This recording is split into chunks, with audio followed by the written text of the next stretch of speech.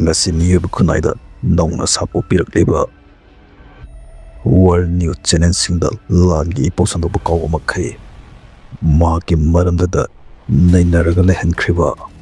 Interstellar object amani 3i alas 3i alas ki karamba maguna miyuba wigi wakalon bu jalang halibano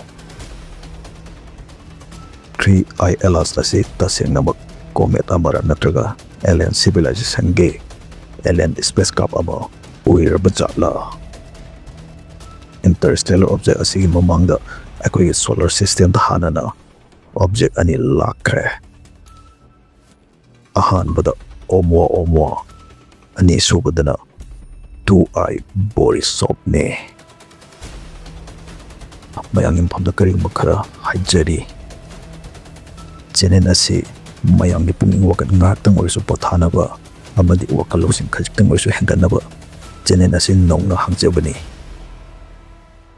karigama video asi wo thengnabi ba yingbi ba chini nausingna adong marupsingda video asi share tawbiduna